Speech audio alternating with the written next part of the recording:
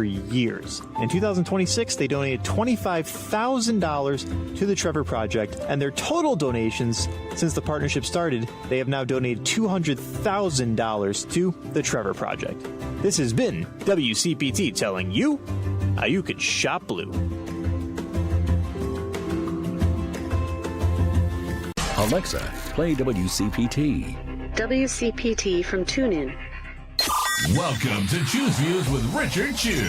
Get ready to dive into a world of insightful conversations and thought-provoking discussions. As progressives, our job is to have an all-inclusive, full-on assault with all of our players. A show that focuses on moving our political, social, economic, gender, and cultural conversation forward. And all of our players means all of our players. It's Choose Views. And now, here's your host, Richard Chew. Good Tuesday morning, progressives. And yes, all of our players does mean all of our players. So let me remind us of all of that. Welcome to the June 22nd, 2026 edition of Choose Views, 773-763-9278. Find my show on Facebook Live, TuneIn Radio, and YouTube. Also broadcasting on AM 950 in Minneapolis, AM 1520, and 103.5 FM from Warren County, North Carolina. Email me at richard@WCPT820.com and follow me on all the socials under Choose Views. Catch all of our shows by subscribing to our WCPT podcast on Apple Podcasts, Spotify, Amazon, and iHeartRadio. There you can get Choose Views, featured interviews, Joan Esposito live, local and progressive, Driving It Home with the great Patty Vasquez, It's the Democracy Stupid with Edwin Eisendrath, Out Chicago, and our other great shows and interviews. And in the evenings, of course, the Politics Bar, the Matt McNeil Show, and the Gailey Show. So make your way over to heartlandsignal.com to check out some of the great articles. And I'm going to read a couple to you, just a quick headlines. Mike Rogers, who's running for Senate, U.S. Senator in Michigan, falls for an AI hoax seconds after dismissing people having tech fears. Check it out. It's a good article. Georgia House Speaker John Burns, a Republican, announces state GOP legislators are rejecting Donald Trump's and Brian Kemp's efforts to redistrict. That's a good one you guys will appreciate.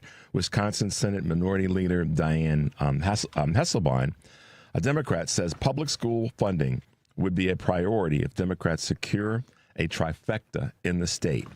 Last April, 75 school districts asked voters to raise their own property taxes to fund schools. That tells you how important it is to the voters in 75 school districts.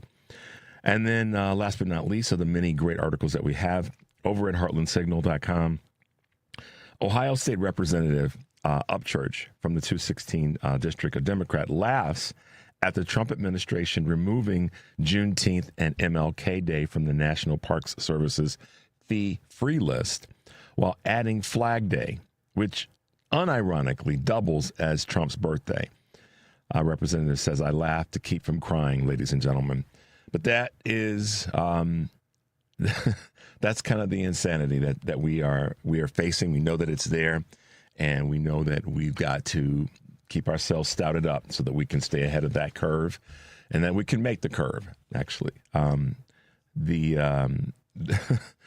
When I think about that in terms of keeping ourselves stouted up and keeping ourselves empowered, I want to read something briefly that I put together, just a real quick, some thoughts that I want you guys to hear and hopefully lean into when we come back from our first break.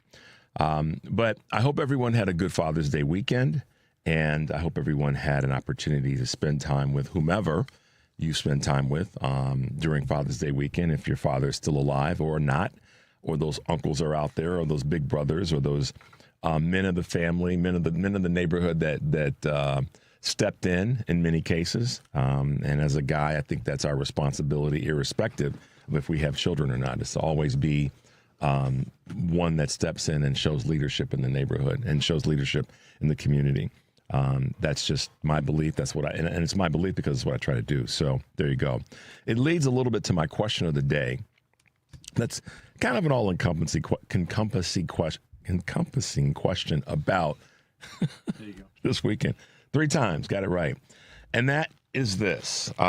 With all that went on this past weekend and at the end of last week, the Obama Center, Juneteenth, Father's Day, Pride celebrations. What were your highlights over the past 3 or 4 days? What were the things that really re-energized you and maybe put you back on your proper square, or got you realizing that that proper square still exists? And no matter what's going on with this federal administration or some of the state operators, frankly, and local operators, that there are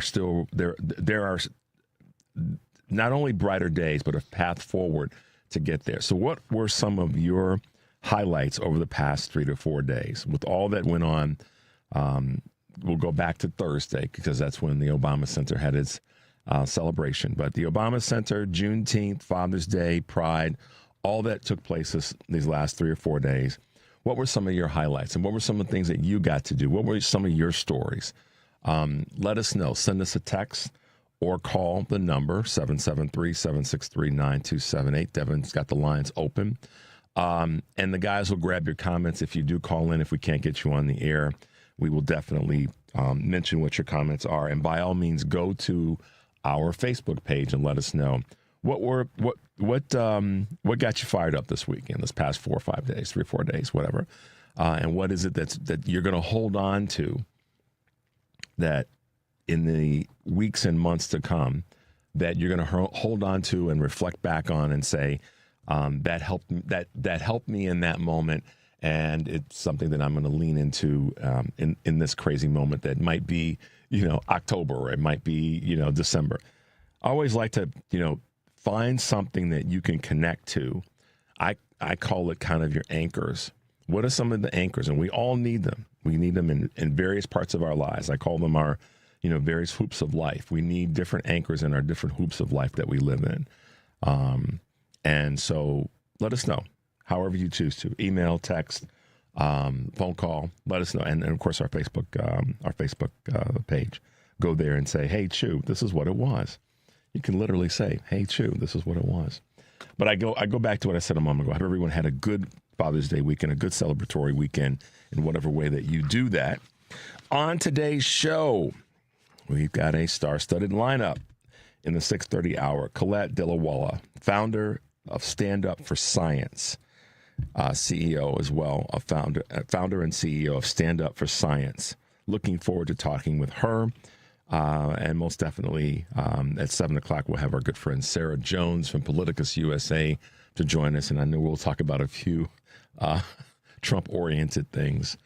And then in the 7:30 hour, Heather Williams, who's the president of the DLCC, the Democratic Legislative Campaign Committee, will be with us to talk about how we are going to do a even better job when it comes to state elections and state campaigns and state officials. So looking forward to having each of those ladies with us this morning, bringing us their knowledge and their brilliance in those respective areas. Yeah. So I'll tell you what my I don't want to taint it. I hate to do that. When I have a question, I have an answer, but I don't want to taint anybody. They're like, okay, I'll say that, and then I'll go, oh yeah, but no, I don't. I was about to tell you what mine was, but I won't do that.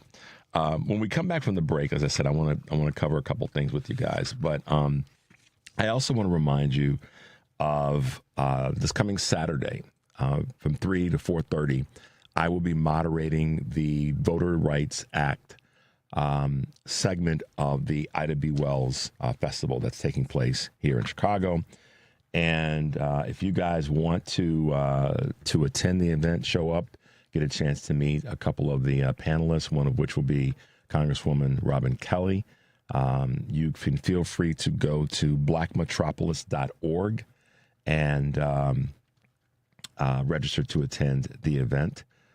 Look forward to having you guys there. If you can make it, it's going to be right here in near downtown Chicago at the Illinois Institute of Technology's campus.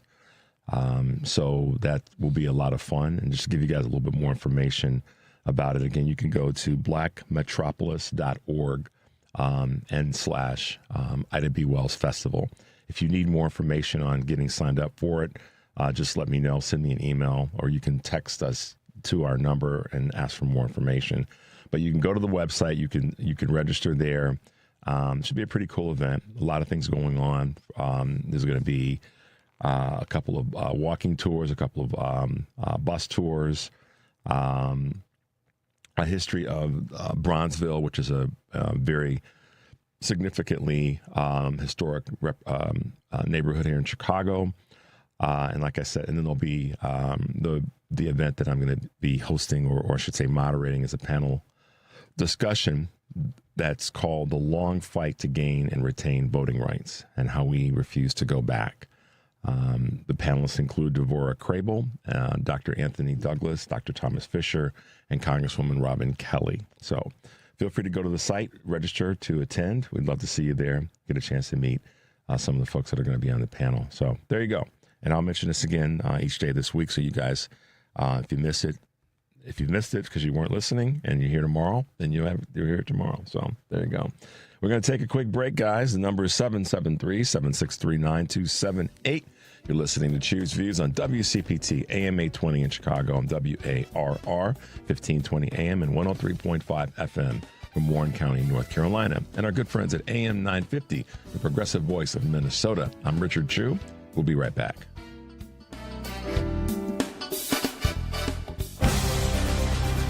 Too often, political news focuses on what's happening in Washington, D.C.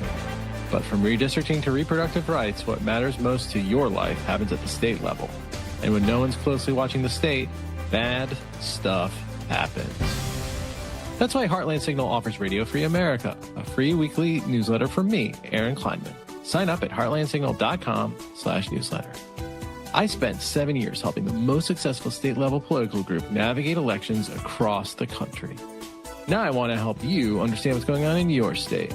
And I'll also have some funny stuff in there too, like Weird Al on Howard Stern. Because, let's face it, we could all use a laugh. So sign up for our free newsletter, Radio Free America. We never share or sell your email address, and you can unsubscribe at any time. Sign up now at heartlandsignal.com/newsletter.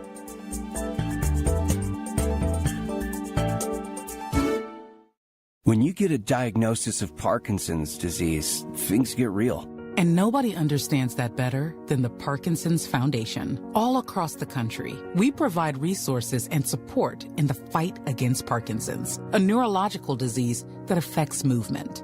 The Parkinson's Foundation is dedicated to improving care and advancing research towards a cure. And when you call our helpline, you'll speak to a real person who can help you find the right information. Because while living with Parkinson's can be challenging, there are things you can do to improve your quality of life. So, whether you're newly diagnosed, have been living with Parkinson's for years, or caring for a loved one, when Parkinson's gets real, find real answers at the Parkinson's Foundation. Go to parkinson.org or call our helpline at 1-800-4PD-INFO, 1-800-473-4636. The Parkinson's Foundation. Better lives together.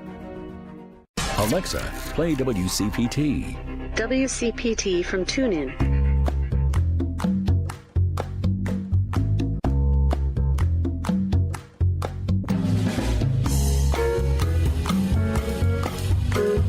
All right, guys, welcome back to Choose Views. If you're just tuning in, 773-763-9278. You can already see folks are sending us text messages about what were the highlights from the weekend, what are the things that they're going to take with them and have kind of as their anchor over the next weeks and months to come. So let us know with all that was going on these past 3, 4, 5 days, not just here in Chicago, but throughout the country. Let us know. And if you're in a community where something that we didn't know about was taking place, that was a real inspiration to you, let us know. We'd like to pump up the event that took place in Omaha, Nebraska, if you're listening there, or something that took place in, Los Angeles, or something, any place in the country or wherever you are listening from. Let us know. We can use those as tools to connect other people to things that are inspiring and hopeful. A couple of Choose Views news items on this June 22nd, 2026. I scream, you scream. We all scream about $8 cones. What is that? $8 for an ice cream cone? In much of the U.S., it's no longer unusual. Prices at ice cream shops have risen more than 35% since 2019, thanks to a perfect storm of pressures: COVID-19, tariffs, social media. Ingredients costs have surged as well, with egg prices alone up 600% between 2020 and 2025. For scoop shop owners, this summer could be a breaking point, with consumers feeling more and more pinched. Ice cream, as a discretionary item, may get cut when budgets get too tight, according to food economist David Ortega. Meet the baby boomers, who are going all in on what? AI, of all things. From trusty robot companions to ChatGPT's medical insights, baby boomers are increasingly utilizing artificial intelligence in their golden years. I predicted this, guys. Oddly enough, some older workers who can't afford to retire say they're using it to enhance their businesses, while others are embracing the technology to switch their careers or educate others about AI. Although these older Americans acknowledge concerns about screen addiction and an over-reliance on AI, some say they believe tech will make life less confining as they get older. And that part I wouldn't disagree with. Being connected is kind of the undertone there. Colleges look to streamline credit transfer processes. The difficulty of transferring academic credits from one school to another has long stymied students looking to make the leap from a community college, for example, to a four-year university. According to the Washington Post, more institutions are simplifying the process, giving students an assist while also potentially boosting enrollment. An incentive at City University of New York, for instance, ensures that certain courses are equivalent across 18 different institutions in their system. So, not a bad move. Near record food supply may protect it from the upcoming El Nino fallout. A decade ago, the last Super El Nino sparked floods, droughts, and record-breaking temperatures, damaging the world's food output. But with global inventories of soybeans, corn, and other critical foods near record levels, the world is better prepared this time around for the Super El Nino expected in the coming months. And last but not least, unfortunately, the Strait of Hormuz is closed again, according to Iranian military officials. The shipping traffic, according to Iran's military, said Saturday, following the Israeli strikes in Lebanon, have been halted or slowed, according to the reports. The U.S. Central Command said that more than 50 ships had transited the waterway on Saturday. However, the oil checkpoint, being a key element of this week's memorandum of understanding between the two countries, is faulting. So we'll see where that goes. But a couple of quick Choose Views and items on this June 22nd, 2026, guys. Okay, so lots of interesting conversations over the last few days, and they ranged from everything that I talked about in the question of the day, and I hope that people were able to, as I said earlier, say Happy Father's Day to whomever, to that uncle, to that big brother, et cetera, et cetera.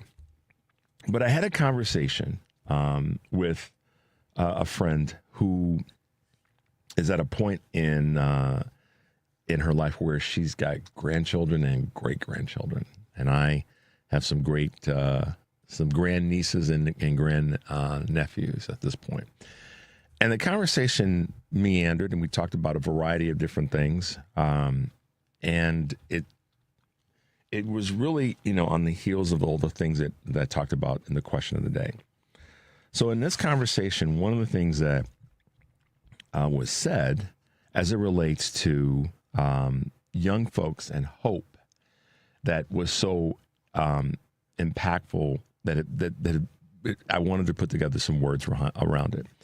One of the things that she said, my friend said to me, I was talking with one of the grandchildren recently about their feelings about where we are politically and socially. And she said, and I'm giving you kind of the paraphrase of the conversation, that her concern is that younger folks, according to her one of her grands, it was one of her grandnieces that said, I just go about doing what I have to do because when I think about where we are as a society, I worry that we really are, as our generation, is not going to have the opportunities that others ahead of me have had. She said, but it doesn't stop me from doing what I have to do. It forces me to keep going forward. And I won't tell you how it sat with me because that's really less important. But what it did to me is it told me that I wanted to say a few words regarding that as it relates to any of our younger generations. So for me, as a person that's a baby boomer, I look at, I've got a pretty good, sort of telescope, thinking about telescope that extends, the old school telescopes that extend. I have a pretty good telescope to look forward and backward in terms of age. And the thing that I want to say to all of us is this, and this is how my conversation with my friend Jane played out, and how I wanted to respond to it on the air. We as older folks and those who are hopeful have an obligation to help reignite the flame of hope for all of our society. We cannot sit back and let the powers of institutional malfeasance cause our younger generations to feel hopeless and without belief.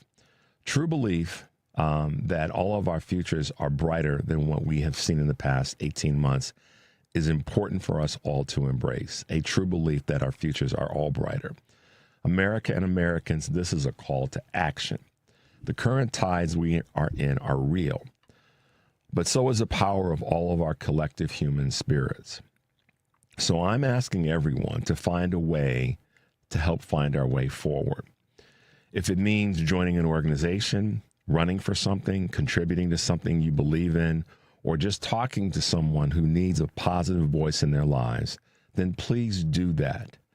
We have so many opportunities in front of us to make the communities that we all live in so much better. Last week, the Obama Center and its celebration, for me, was a reminder for all of us to find a way to get involved and make a difference.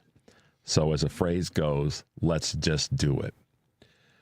So I was, like I said, I was struck by my friend Jane's thoughts around younger folks and where they are right now. And I just felt like for all of us, it's important that we find a way to reignite the fire. And it's our call to action that we use that power, that power of our collective human spirits to make absolutely certain that we are fighting these tides and that we're showing that our positive voices are the ones that are going to win out in the end. So that's my call to action, guys. That's my little bit of Richard saying, as much as we talk about all the things that are political, all the things that are social, and all the things that are going on in our lives that are happening to all of us in different ways and the guests that we have on, I wanted to remind you that I haven't lost sight of the fact that at the end of the day, we come together and we fight and we win. When we do that, when we come together, when we fight together, we win. And hearing this comment from a friend about one of her grands made me think, let's hold on to that. And again, it was also kind of the foundation of the question of what are some of your best highlights over the past 3 to 4 days and things that went on these past to the end of last week. So let us know. We'll get your text. I see some of them. Maybe I can read a few of them when we come back or before we end the show today, but I'll try my best to squeeze those in. And if you do get a chance to give us a call, and we'll try to get your comments on the line and make sure you make your way over to our Facebook page, and you can leave your comments there as well. But let's take a little break. Are we good for that? Good? Yeah. Yeah. Cool. Well, hold on. Let me read a couple of the texts then. Give me a sec. We can multitask here. Let's see what Diane says. Okay. Here we go. Diane says the speeches given by President Obama and Michelle were my highlights. That comes from Diane. And who else we got? Let's see. The Obama celebration on Thursday, Senator celebration on Thursday and the weekend. So refreshing to hear a leader bring America together. From President and Mrs. Michelle Obama's speeches to the artists who perform, so inclusive. We'll get one more before we hit it. Let's see.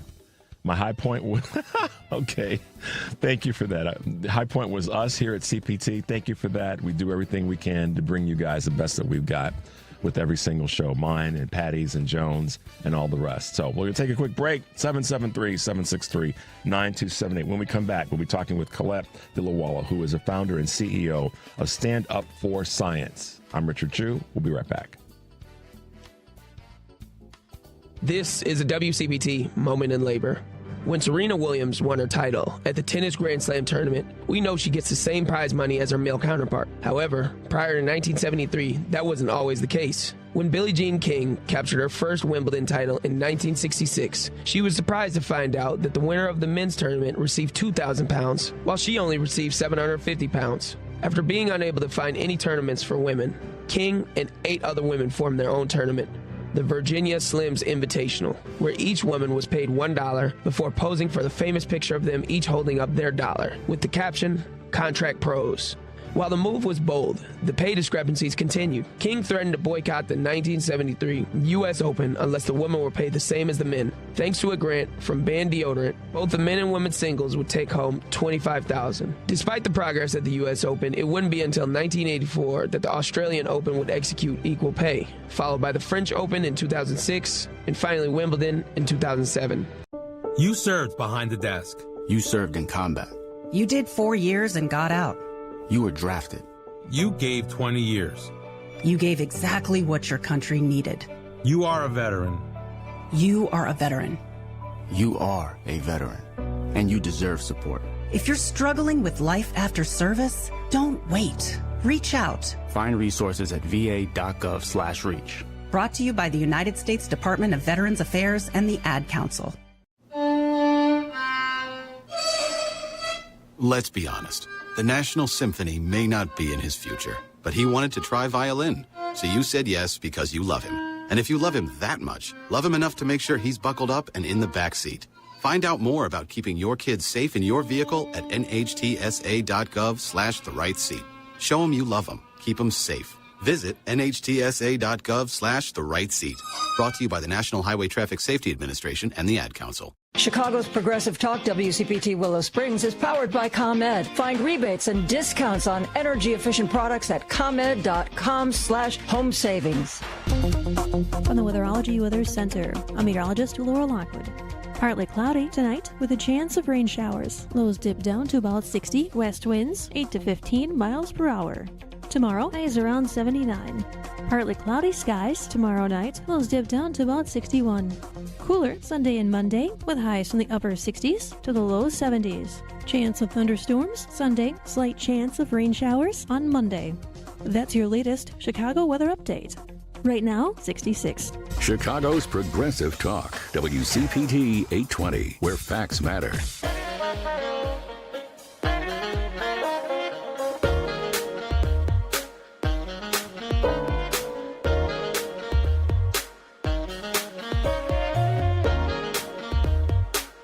All right, guys, welcome back to the show. I'm Richard Chu. This is Chu's Views if you're just tuning in. Our next guest, or our first guest this morning, I should say, Dr. Colette Delawalla, is one of those voices that has really made it clear that science is not only is science important, but how we go about making sure that our science programs, our research, and all the rest are properly funded. She's a founder and CEO of Stand Up for Science. Good morning, Dr. Delawalla, and welcome to Chu's Views. Good morning, Richard. Thank you so much for having me on today. Really appreciate it. Great way to start my Monday. Well, I appreciate you saying that, and coming off of the weekend that we all got a chance to see in different shapes, forms, and fashions. It's nice to have a voice like yours to keep the momentum going. Stand Up for Science. Let's start there and have our listeners get a little bit of information from you on the organization, what it does, what its goals and missions are, and then we'll talk a little bit about some specific things that are happening right now that we all have to pay attention to, but we may not know is going on behind the curtain. So tell us, Dr. Colette, about the organization. Yeah, absolutely. So I started Stand Up for Science in February of 2025. I was finishing up my PhD in clinical psychology, and I am an addiction scientist. You know, I study alcohol addiction, somebody that, you know, we all know someone who deals with this, right? Yep. And I study it in a general sample. And I was finishing up a grant that I had written to fund my dissertation work on addiction in a general sample. And several days before my grant was due to the National Institutes of Health, there was a list of banned words that was released. And on the list were women, Black, LGBTQ plus, diversity, bias, community. And these were all words that I had in my grant. And again, I don't do DEI, quote unquote, related research. And if I did, that would be great. They also shouldn't have to ban these words for those folks, right? But this was addictions work in a general sample. And I was being told I couldn't use the word woman. And as somebody who had worked so hard to become a scientist, I put myself through school. I went to community college while working full time to be a woman in science. And then to not be able to say the word woman in a grant was just that it pushed me over the edge. And I was looking around and I was thinking, my God, I can't be the only person who's really angry about this. And I started looking for protests and I couldn't find any. And there was this moment of, be the change you want to see in the world. And so I posted on Blue Sky that we were going to do a Stand Up for Science protest in Washington, D.C. Mind you, I had been to exactly one protest prior in my whole entire life. So I don't come at this as a professional activist by any stretch of the imagination. And so we did that. And in less than a month, we mobilized thousands of people across over 130 events, peaceful protests across the world. On March 7th, 2025. And after that, we were, sort of looking around wondering what was next. And it became very clear to me that we were seeing in real time our institutions capitulate over and over and over again and not register the moment. And what I realized about the scientific ecosystem in the United States was, number one, it needed a defender and a protector, but also there wasn't anybody stepping into that gap. And so we've made it our mission to step into that gap. Stand Up for Science, we're a C3 nonprofit. We're also a C4, and we have a super PAC as well. We are mobilizing the fight for science and democracy because we believe that science is a core pillar of modern democracy and ancient democracy too. Without a doubt, because science, if nothing else, Dr. Colette, if nothing else ties us to history, it's science. Because all is not the right word. So many of our advancements as a society are tied to the history of science. And that's evidenced by the things that, here's what's crazy about it. And I know you get this. If we look at the dude that has become a trillionaire, and we look at some of the most, quote unquote, influential tech bros, tech is science, y'all. It's the T in STEM. It's science. But yet, Dr. T does not stand for trillionaire or Tesla. It stands for technology. No. But yet, Dr. Colette, they wanted to take away funding from scientific research. I mean, I knew this, and earlier this year, and we can go in the Wayback Machine to last year, but, the Trump administration launched this threat to, get rid of scientific research. But at the same time, all these boys who are running around trying to, quote unquote, be masters of the universe are using technology to do just the thing that they don't want us to do. So talk to us about the incongruency is the word I'm looking for of that. You know what I'm saying? Yeah, totally. So my favorite several examples of this. Google, the technology behind Google, was funded by a National Science Foundation grant of less than $1 million. Think about the return on that investment. Another one, GLP-1. So, everybody's taking Ozempic and Wegovy and all of these. That started with a random scientist who studied venom for a living. And he studied the Gila monster venom. And there was a researcher at the Veteran Affairs Hospital, so the VA, who was trying to figure out a way to address diabetes with his patients and within the veteran population, and found this researcher's work, who, he studied bee venom and snake venom and lizard venom. This is just what he did. And this other researcher in the United States who worked at the VA found this research and applied it. And that is how we got GLP-1s. And so you never know what you're going to discover with the work. And unlike other areas, there may or may not be a discovery. Hey, Dr. Colette, here's one to make us laugh this morning. Sure. Viagra was an accidental discovery too.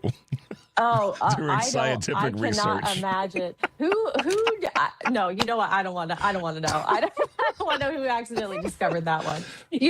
The reflecting pool, that's science. What we're dealing with right now with the reflecting pool, that should be what is called a limnologist. That's an individual who studies water and algae and how to make sure that water doesn't have an algae bloom. So it's all around us. Yeah. And the crazy thing about it is this whole thing behind the administration trying to eliminate in many cases the importance or the necessity, I should say, of scientific research. Again, I say science and history are they're first cousins. They're the two tracks of a train because they run together. History has allowed us to using history in the scientific world has allowed us to understand how we improve so many parts of our society. And you and I could talk about that singular thing for hours and hours. But I want to come back to something that you mentioned at the very beginning about banned words. Oh, yeah. And how the banned words conversation kind of meandered its way over into what the OMB tried to do or is doing last year with cutting funding and then kind of making federal grants so significantly less. Talk a little bit about how the grant programs and, quote, banned words have created this disruption. Sure. So, last year there was just this blanket, like DOGE came into all of the federal science agencies and across the government and just had this list of words without understanding. I don't think that they understood the full implications of what it meant to ban words that have more than one meaning, which is we could unpack that all day long, right? That words do in fact have more than one meaning to them. But in the United States, the way that our public science is funded is we as taxpayers contribute, money to the big pot. Congress gives different science agencies a yearly bucket of money, a yearly pool of money, and scientists propose and compete for this funding that they want to test over the next, 5 to 10 years. The federal government pulls in experts in these areas to make sure that we're selecting the most viable, competitive, novel ways that we can study, pick a thing, whether it's space or it's diabetes or it's Alzheimer's, or it's water quality in the reflecting pool, and compete. And really only the top 10% of applications before Trump were what was funded. So it's a very competitive process. And, happy scientists take this money to their labs, they hire people, they work on their ideas. So that's sort of the background, fundamental understanding of how this usually works. It is expert scientists doing peer review to select the best options. And Russell Vogt, who is one of the masterminds behind Project 2025, on May 29th, released this new Office of Management of Budget proposal. And what it does is it effectively takes this competitive process away from experts and it gives it over to Trump's political appointees. It says that any grant can be canceled at any time for any reason. It explicitly bans research on quote unquote woke areas such as women, research on people of color, LGBTQ+, religious minorities, climate and environmental sciences, which, by the way, a climate scientist would have spotted that algae problem in the reflecting pool in about 12 seconds. Right. And it also bans international collaboration. And so this is taking science, and it's not just science, it's across 41 federal agencies. So it's Veterans Affairs, it's Head Start, it's education, it's labor, it's small business grants. And it's saying you can't use this money on these things that we deem woke, and you also have to have approval by the Trump administration. Yeah, it's crazy. We're going to take a break because when I come back, I want to drill down a little bit on a couple of those, the political appointees part, and certainly the political viewpoints part of this, and get into this fight. Oh, my goodness. We're going to take a quick break, guys. You're listening to Choose Views on WCPT, AM 820 in Chicago, and WARR 1520 AM and 103.5 FM from Warren County, North Carolina, and our good friends at AM 950, the progressive voice of Minnesota. I'm Richard Chu, and we're talking with Dr. Colette Delawalla. We'll be right back. This is a WCPT Veteran Minute. When Pearl Harbor was attacked, men of all races across the country volunteered to join the fight, despite the United States Army being heavily segregated. Black enlistees were mostly assigned to combat support roles. But this did not stop Lieutenant Colonel Paul L. Bates, who knew of the racism and pushed his soldiers to achieve excellence. The 761st Tank Battalion was formed in the spring of 1942. It contained 30 black officers, 6 white officers, and 676 enlisted men. The unit donned the nickname the Black Panthers, wearing patches on their uniforms with a panther on it and the slogan, "Come Out Fighting." And in 1944, the 761st was assigned to General George Patton's Third Army in France. General Patton gave a colorful speech to his crew, and the Black Panthers became the first African-American tank squad in World War II. And by the end of the war, the Black Panthers had fought further east than every other United States unit, receiving 391 decorations for their heroism. Hi, I'm Kevin Love. People see the NBA career, the championship ring, but what they don't always see is the anxiety or the moments I felt completely lost. That's why Sony Pictures Animation's film GOAT means so much to me. It's about Will Harris, a small goat who believes in himself and proves you don't have to be the biggest to be a champion. Everyone's always told me smalls can't ball. I'm too blessed to be stressed. Everything I need to succeed is right here. Through the Kevin Love Fund, we've created GOAT Beyond the Game, a completely free curriculum for teachers, coaches, parents, and youth programs. 4 lessons designed for kids K through 8 that cover everything from managing anger to building resilience to believing in yourself when the world doubts you. These are evidence-based tools that actually work and will help kids discover that they have the power to change the game. Go to kevinlovefund.org right now and download GOAT Beyond the Game for free.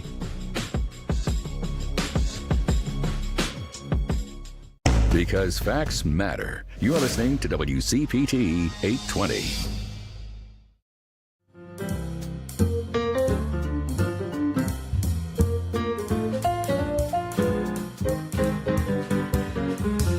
Hey guys, welcome back to the show. This is Choose Views, and I'm Richard Chu, and we're talking with Dr. Colette Delawalla from the Stand Up for Science organization. She's a CEO and founder.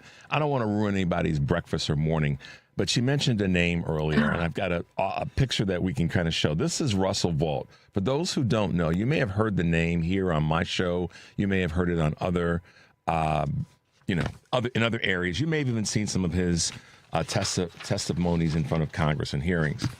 But Dr. Colette basically, she fought back. She criticized him for this grant proposal, sort of, I don't know what you call it, but just limitation and making political appointees be the ones that sit at the head of the table when it comes to federal research and oversight. Talk about how you navigated that, what that meant for you to really push back in a meaningful way with him in this space.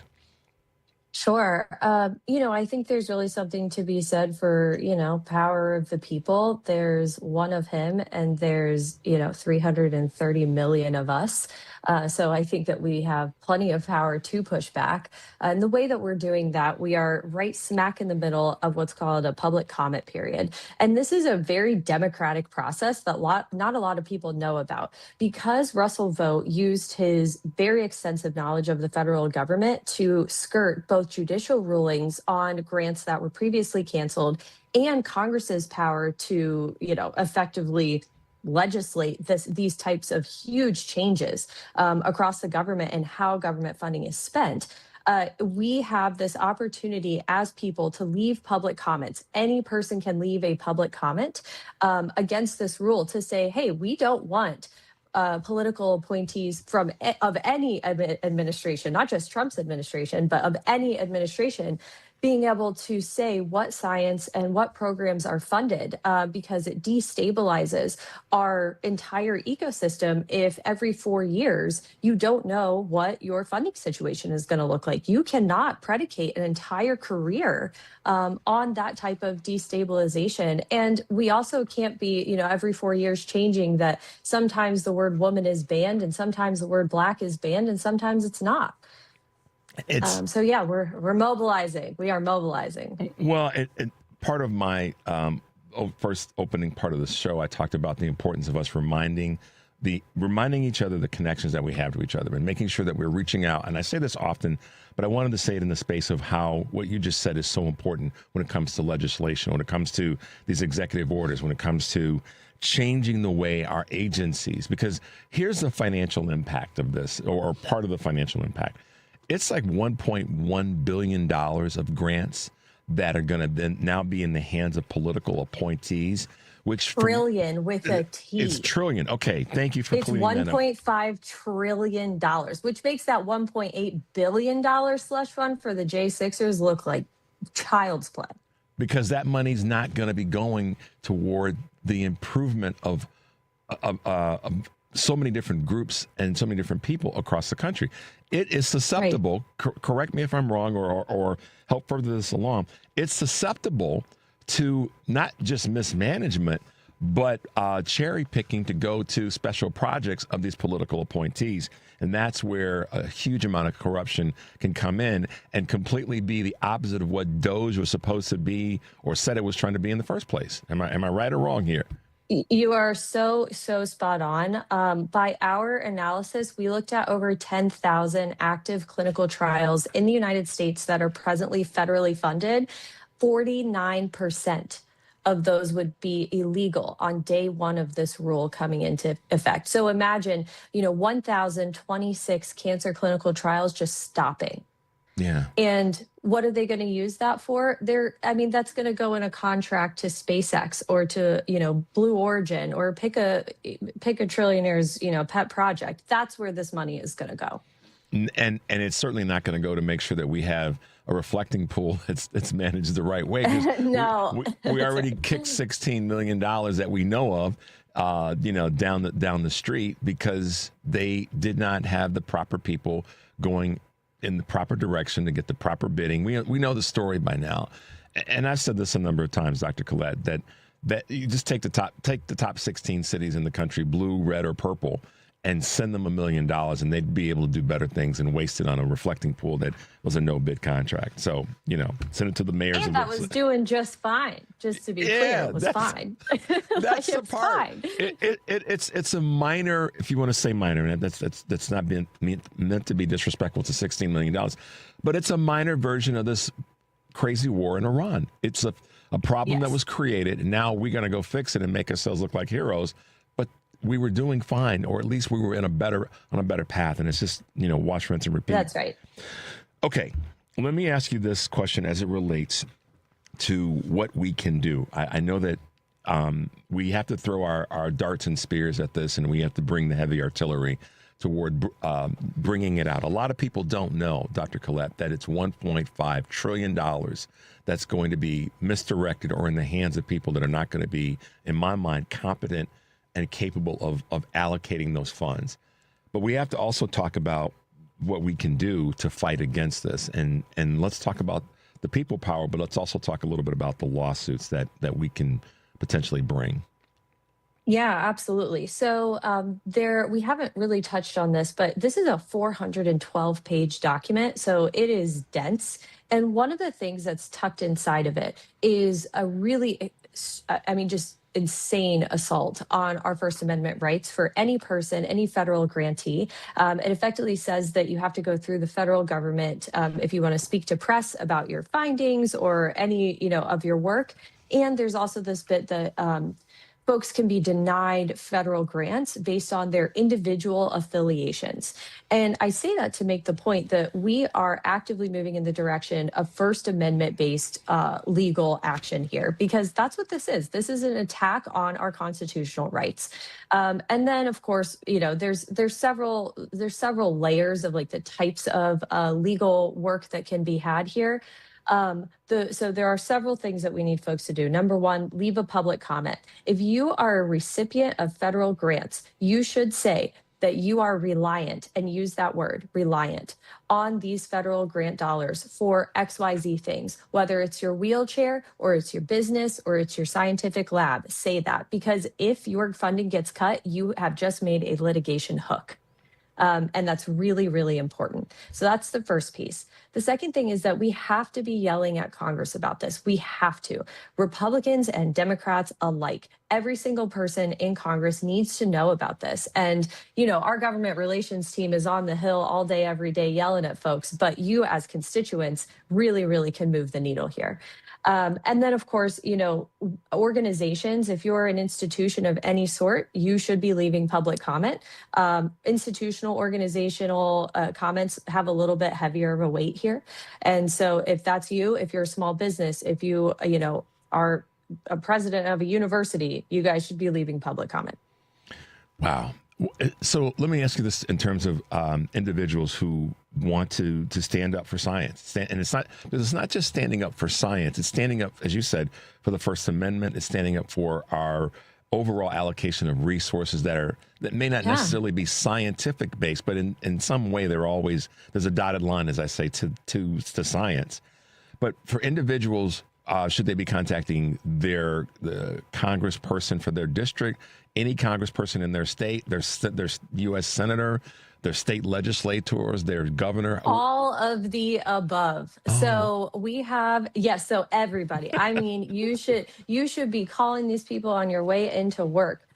We have a wonderful website. It's fight2win.standupforscience.net. And we have a one-stop shop. So you can learn all about the rule, learn how to speak about the rule, learn how to write public comment. You can email your elected officials. You can call your elected officials. It's all housed in one place to make it as easy as possible for people. I know that, everyone's busy. We all have our lives. Our kids are running around to soccer practice and we got our jobs. But we're trying to make it as easy as possible for folks to yell.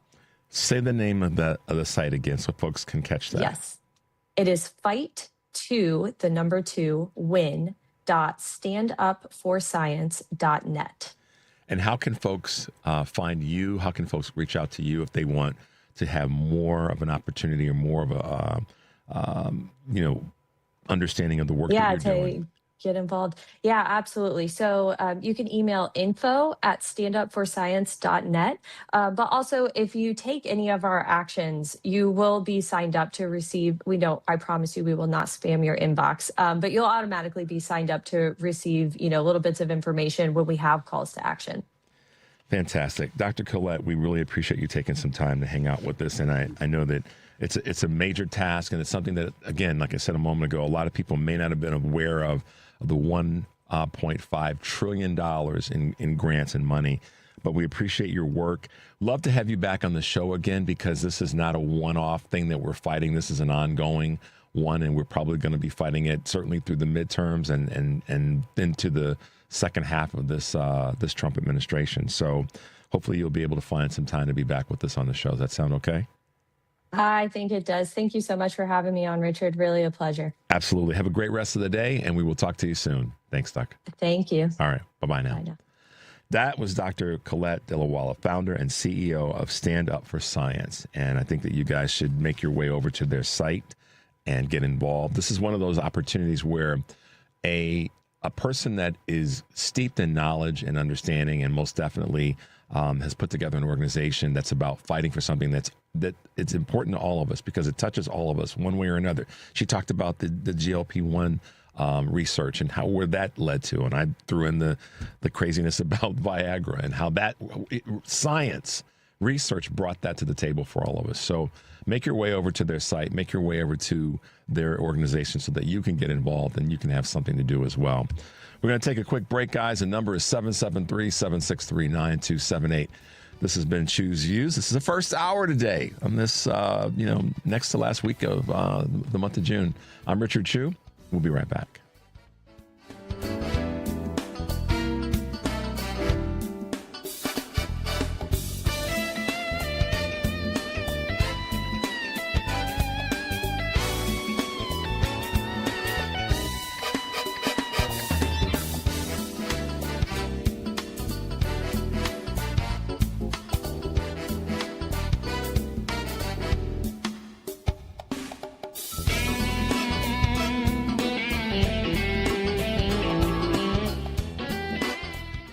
Bought an RV, and you got an automatic discount from Progressive by bundling it with your home or auto insurance. That's great, but a serious word of warning every RVer should heed.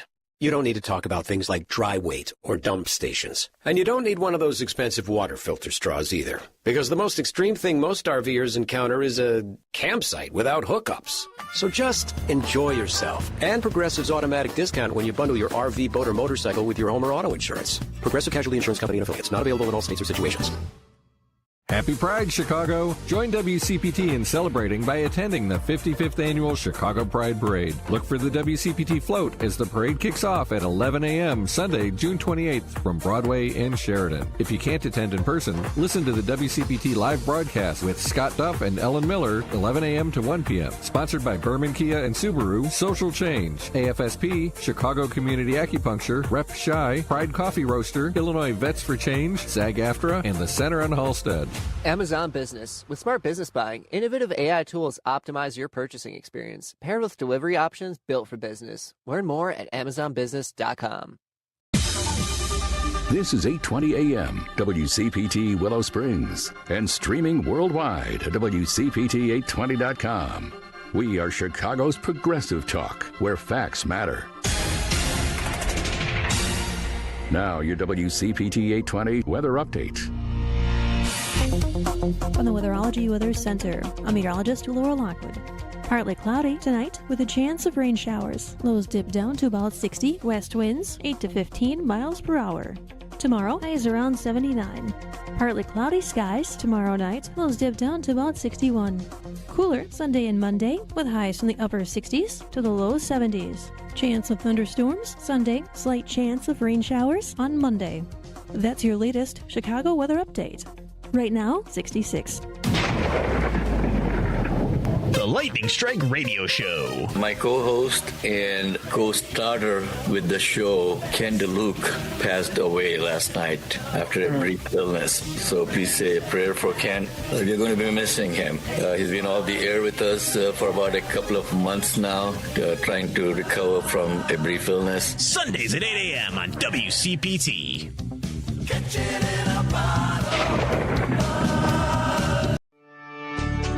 I'm Dr. Anthony Lazarowitz, and this is Climate Connections. Cows poop a lot. On large dairy farms, dealing with all that waste can be a challenge.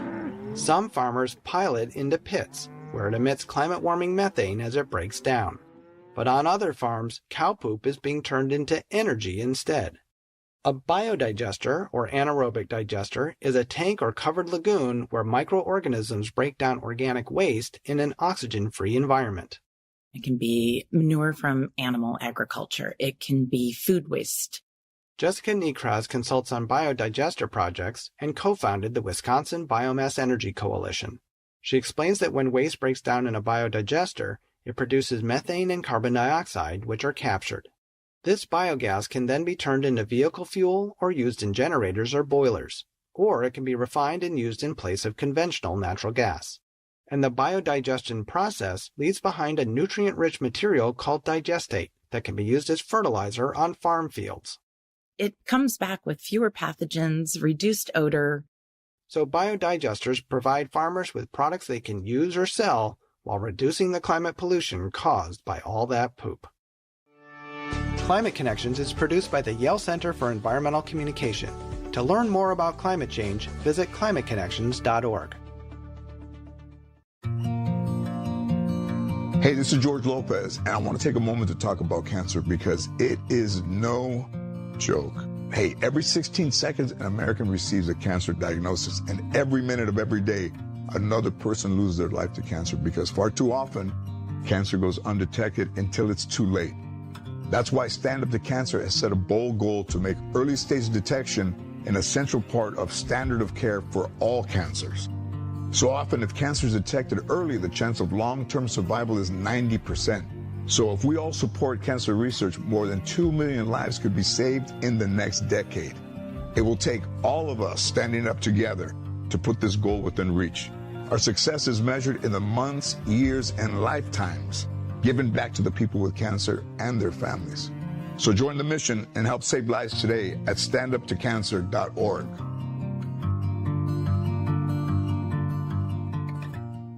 WCPT 820 listeners, it's time for some girls news. In 2026, women's entrepreneurship is surging. Driven by a desire for flexibility and accelerated by AI and digital tools, women are increasingly leading in e-commerce, wellness, and service-based sectors, with a major trend towards solo, high-impact, and home-based businesses designed for a work-life balance. Women entrepreneurs are heavily utilizing AI and e-commerce tools to streamline operations and reduce cost. 68% of women entrepreneurs have cited a work-life balance as a primary motivator to becoming a business owner, driving the demand for virtual assistants, digital marketing, consulting, and online coaches. Now, despite the growth, there is a push for better banking support and policy with a focus on addressing the $3 trillion opportunity for women and minority-owned business acquisitions. WCPT 820 listeners, I'm Whitney Rydell, and this has been your Girls News. Hey Google, play WCPT. Streaming Chicago's progressive talk from TuneIn.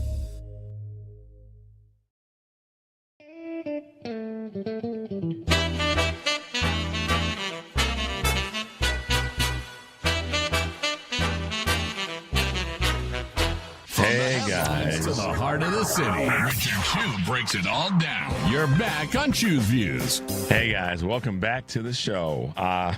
Great to have Dr. Colette Delawalla with us this morning to talk about mismanagement of monies that should be going to people and the $1.5 trillion redirection of grant money. What's going to happen? We just know that's where it's going to be, and the new rules that they're putting in. So, like she said, we have to use people power to fight back on this.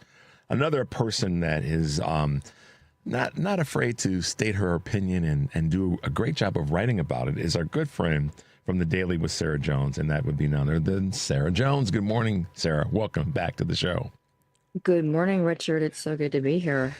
Thank you. Good to hear your voice. I don't know if you had a chance to catch any of what Dr. Colette was talking about with regard to the OMB and Russell Vogt. I know you're very steeped in what he's doing with the Office of OMB, but I didn't catch that, but I have been on this trail from the first administration and then the disaster that turned into Project 2025. Yep. And how that continues on, and how, I also feel, the mainstream press really kind of gaslit the public about Project 2025. And we are seeing so much of what was in that document being pushed in various different ways, some of which are unconstitutional, to become real. Yeah.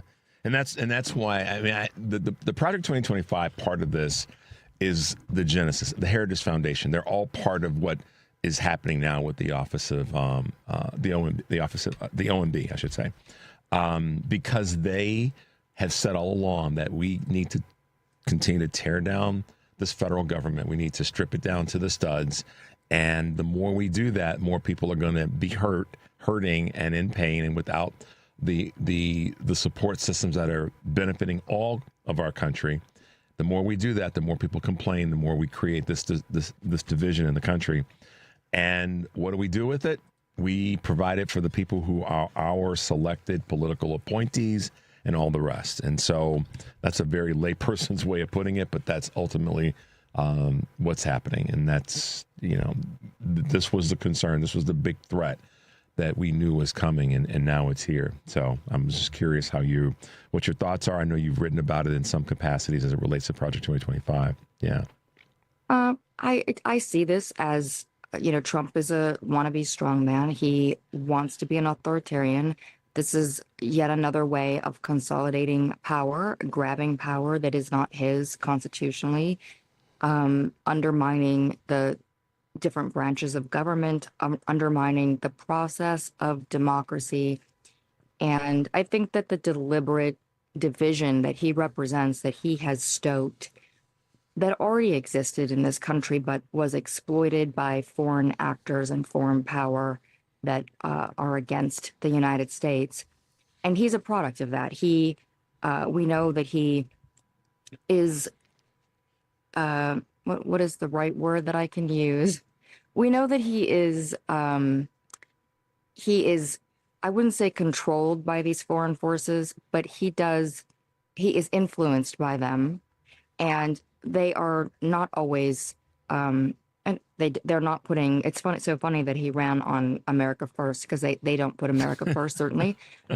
So that's how I see the broader picture. And I think in every way, from the TARP covering up his failure at the Kennedy Center to this, the art of the peel over here with the disaster at the reflecting pond, which is reflecting kind of the perfect reflection of his corruption meeting his incompetence, and all of that topped off with the cherry of these expensive vanity projects that turn out to be complete failures.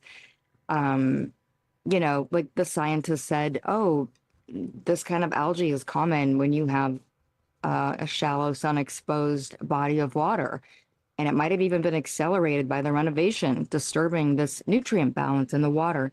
Well, he would have known that if he hired people, or he himself or anyone in his administration did any research at all. But they don't. It's what we are seeing in Iran. And, that's another example, because J.D. Vance and the administration are out here saying, oh, everything is fine.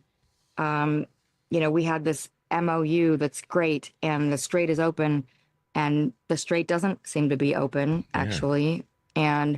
And this MOU didn't do anything except say we are going to have talks about these issues. And then the talks aren't going well. And I think that part of how the talks aren't going well kind of goes to, I didn't hear what your previous guest was saying, but to tie this into the concept of Trump grabbing power, which is what they are doing through OMB. They're doing it through any process that any avenue that they can.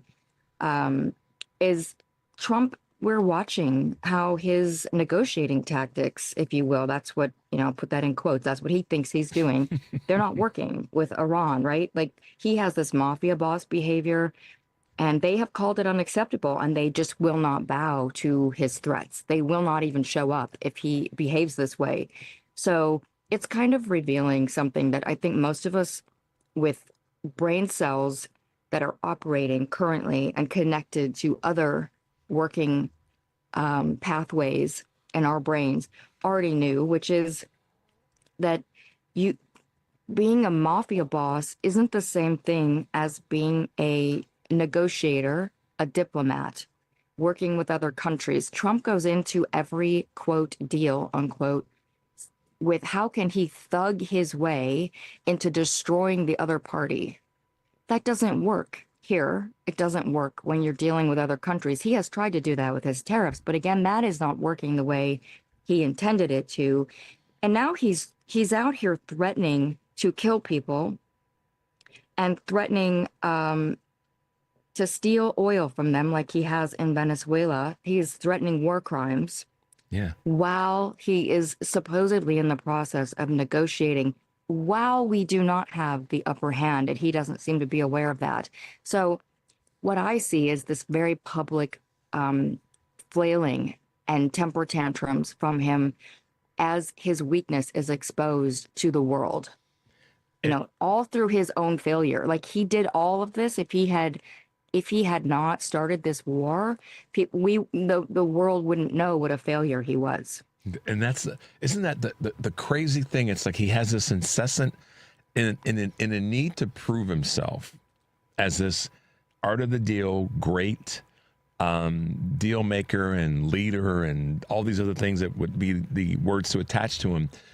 That every time, and I do mean every time, he goes down this path of trying to prove that he's this thing that maybe his daddy never really, acknowledged in a way that created this monster that we have today.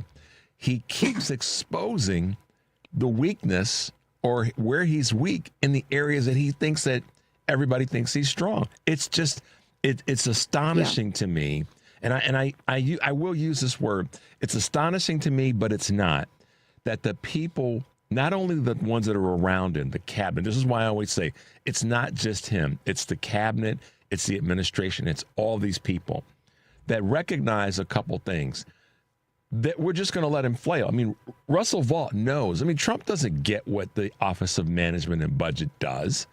I mean, people, you got to understand, it's probably the most powerful, one of the more powerful components of the executive branch, because it's about making sure that there's money for things, it's implemented correctly, there's enforcement, there's regulatory oversight. He doesn't really realize what Russell Vought does, I don't think. And Russell Vought realizes that Trump doesn't know what he does. So as a result, they can just kind of pimp him out, excuse the phrase, to do all the things that make him look stupid. Meanwhile, they're snatching and grabbing behind the curtain, behind the scenes. Well, that's exactly the process, right? Like you look at Donald Trump, he has that dark triad of psychological disorders, basically. So you see like the narcissism with the Machiavellianism and the psychopathy, I would say. This is how he leads. And what part of that process is that you get people to be your stooges. He did this to Elon Musk. We watched that go down. He does it to everyone around him, where they're, and again, this is just how the mafia operates. That's how he runs everything. So he has enough distance from what's happening that he can't be held accountable for it. But they know that they have to please the boss by doing X, Y, and Z. But also, many of them, they are all coming with their own agenda. Right. And the deal that he's making with them, right, is like, well, I'll let you do whatever you want to do. Elon, you can take everybody's data. And but here's what I want in exchange for it. Russell, you can wreck the grant systems in the country. Here's what I want in exchange. And that's why I've asked those questions at the beginning. And we got to take a quick break, sir. But I've asked this question from the beginning. Where's the money going to go that's being saved by Doge? And then let's lay that over a whole bunch of other areas. But let's take a quick break, sir. I know you got a comment about that. When we come back, we'll try to start right there. 773-763-9278 is the number. You're listening to Choose Views on WCPT AM 820 in Chicago and 1520 AM and 103.5 FM from Warren County, North Carolina, and our good friends at AM 950, the progressive voice of Minnesota. I'm Richard Chu. I'm talking with Sarah Jones. We'll be right back.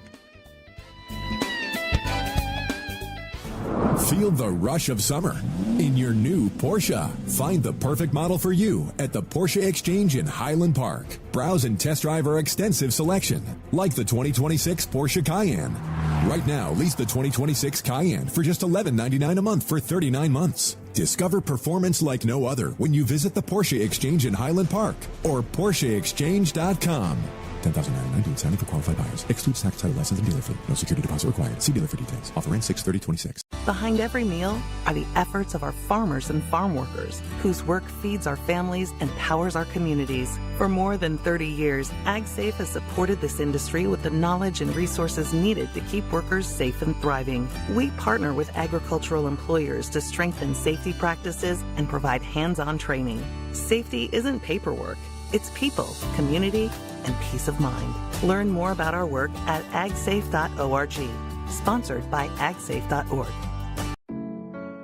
We're with Bridget, whose husband won't be home for months, and whose daughter is due any day. We're with Mike, who's leaving home to protect his family and yours. We're with all service members and their families who need community, connection, and maybe a bit of magic. Are you with them? Learn more at uso.org today. We're with Liam after his 4th military move, when being new is starting to get old. We're with Tara during the holidays, when she misses home the most. We're with all service members and their families who need connection, comfort, and a home away from home. Are you with them? Learn more at uso.org today. WCPT 820, Chicago's progressive talk, where facts matter.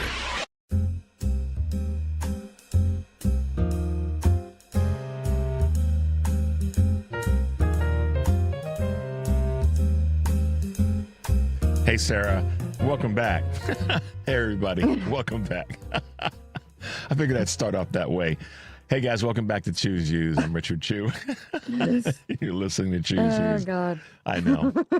We need, you know what? I just keep thinking, like, is there any kind of certain coffee mixture or, like, I'm willing to take a drug. Like, what can I do to escape, to cope with what's happening, you know? Yeah. There should be, like, a new coffee or something that you can have every morning. This is how you get through the Trump. And this whole Doge thing, like, when you brought that up, I mean, my brain is exploding because it's just, here we go. This is open up the door to all these lies.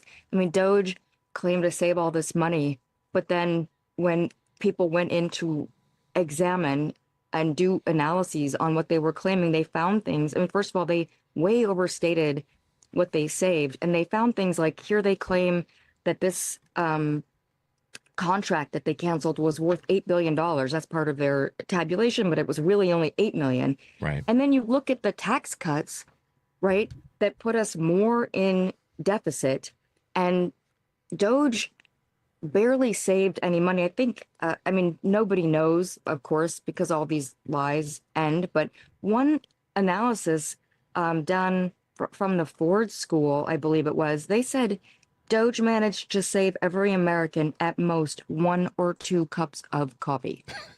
Speaking of coffee. Yeah, I mean, and exactly. That's the thing, sir. And I say this not with any disrespect to the process, but you know, where'd the money go? Where's if that so-called amount of money was saved, whatever the number is that they said it was, so where'd it go? Same thing with what's going on with OMB, $1.5 trillion. Where's it going? Well, it's not going to the people that need it so that we can strengthen our country. How in the hell does saving it when there are programs that have been decided on and money to be allocated or granted, how does that help the country further itself along? And then you juxtapose that against $300 billion, however it's going to be funded, no matter how it's to be funded, at the end of the day, Iran has now got resources to do the thing that this government and Israel tried to say we want to prevent them from doing, no matter where it's coming from. If it's coming from partly U.S. taxpayer dollars or some conglomeration of money assembled to get the straits open or keep the straits open or keep this fight from going on, it doesn't really matter. It matters, but it doesn't matter in the context of that's not what we said we were going to go in and do. Right. Now, and I think that point, that covers all of these topics. Why are they doing this with the grant system? Where is the money going? What about why are they wasting money on a reflecting pool project that went to a no bid contractor that was a big, huge failure? Why are they spending money on this, cage match? Why? All of these questions, because this government is not serving the people. It does not care about serving the people. It is not trying to serve the people. This is all about us creating a form of oligarchy here in the United States, where he helps his friends and his family steal money and get money through any kind of form of grift that they find. They're basically doing what private equity does. They're doing that to the United States. So they're going into every system, cleaning it out, finding ways to redirect that money to themselves and their friends and family, and then claiming that it's bankrupt so they can then say, well, now we're going to take even more stuff from you, the people. Yep. This is not an exaggeration. I mean, the way that I've just stated that certainly is like an end form of what he's doing, which he has not achieved yet. So, but it is not an exaggeration to say he is not working for the American people, and way too many lawmakers are not working for the American people. And that is what fundamentally needs to change, because if you look at what the rot that he has exposed, this was already here before him. It just took somebody with no morals, no integrity, and no self-esteem like Donald Trump to come in and exploit this rot. But we have seen this from our own legislators for way too long, Citizens United, and various other degradations to the democratic process have undermined this, our government, the purpose of our government, to such an extent that we're now in this crisis mode. So we have to take the government back. We have to insist that the people that are elected actually do their job for the people. And I have to say that I am consistently disappointed in lawmakers that are so openly more interested in appeasing or helping other countries. And I don't say that as somebody I'm not an isolationist at all. And there is a lot to be gained by helping our allies. So I'm not suggesting that I support any of what Donald Trump did with how we treat our allies. I'm on the opposite side of that page from him. But I think that when you're telling people there's no money for you, there's no money for Medicaid, there's no money for Medicare, and he just put that memo out the other day, right?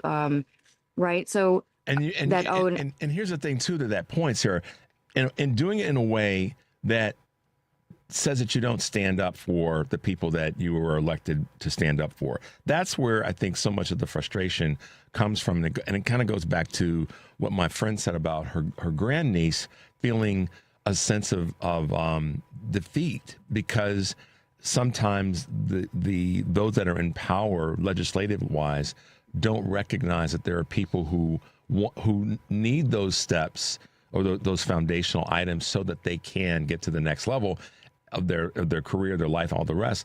And the best example of it working, we go back to what Dr. Colette said, and that is, Google was a pretty good investment, but that was a step that was put there for Google to be able, in the form of a grant and other support financially, to be able to get to the next level.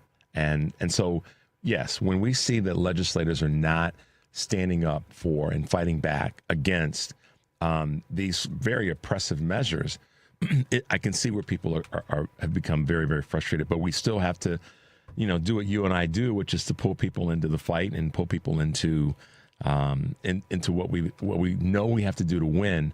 And it makes me want to pivot to a question that I said I am not going to let time go by and not ask you today, so that I've got to get this out of you. How did the Obama Center opening and the celebrations at the end of last week impact you?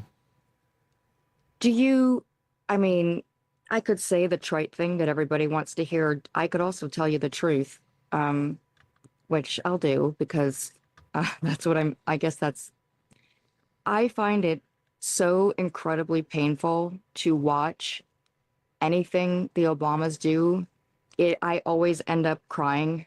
I am completely gutted and destroyed by the fact that we had these two. I'm crying right now. We had these two people who's operate at such a higher level than this person who is in there right now and the people around him. It's like they're different species. And Obama represents what happens when people get out and vote and they mobilize themselves and they see a reason to do that. What I want people to understand, and what I heard Michelle saying, and what I heard Obama say through the entire time that he ran for office and when he was in office, is it's not about me, it's about you. And we can't wait for an Obama to come this time to save us. And she, Michelle said that repeatedly. I think she was trying to remind us that we have to do this ourselves. We have to pull ourselves up from this grotesque assault on our values and insist that we get somebody. We can have somebody like Obama again, but we need somebody this time. I will say this, and I know we're getting close. As much as I think these two people are just so stellar, I think what we need this next time around to fix these problems is, we need somebody like, let's just, with the fight of J.B. Pritzker, we have to have somebody. Obama is such a, let's talk to everybody. He's got all of that going on. We need a fighter in there that's just going to say, I'm not listening to you. I'm going to fix all this stuff. So shut up and get working or go away. Or go away. Speaking of going away, you know how it is. We got to go away. I know. So sorry. I thought it was wonderful. I mean, I love having their energy back out and I think it's helpful for everyone. Got it. Sarah, have a great week, dear. It's good to hear your voice. I'm glad we were able to get this in today. Got to go to a break, guys. 773-763-9278 is the number. We'll be right back.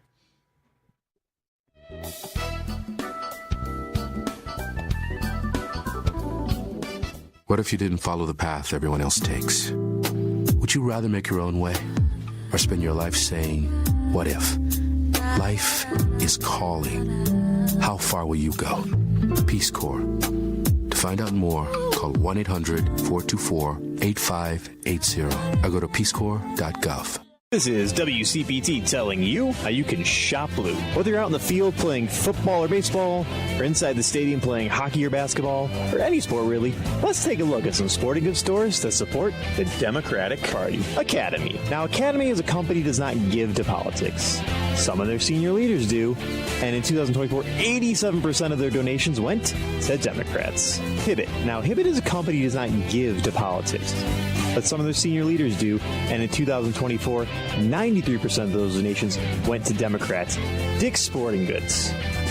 Now, Dick's Sporting Goods as a company does not give to politics. Yes, some of their senior leaders do, and it's kind of a little all over. Sometimes lean more right, sometimes lean more left. It's really hard to find a pattern.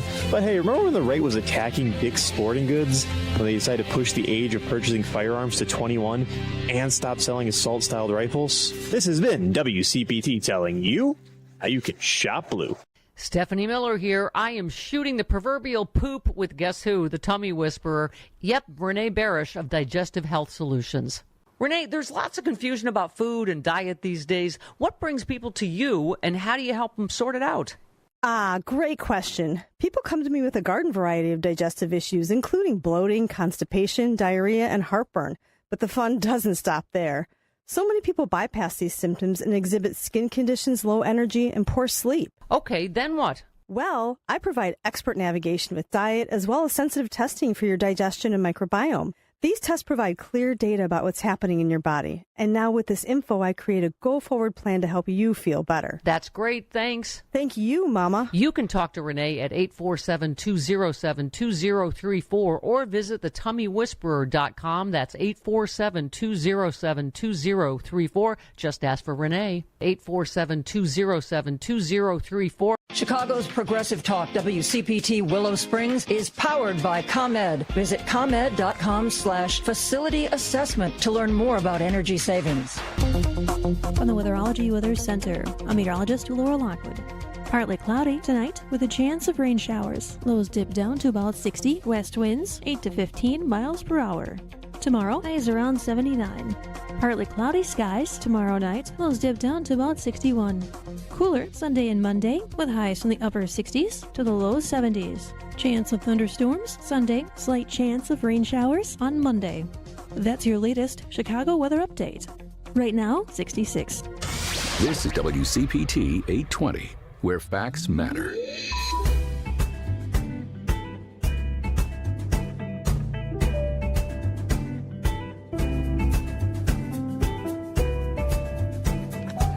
Hey guys, welcome back to the show. I'm Richard Chu, and this is Chu's Views. If you're just tuning in, thanks to our good friend Sarah Jones, managing editor and co-publisher of PoliticusUSA and the Daily Politicus.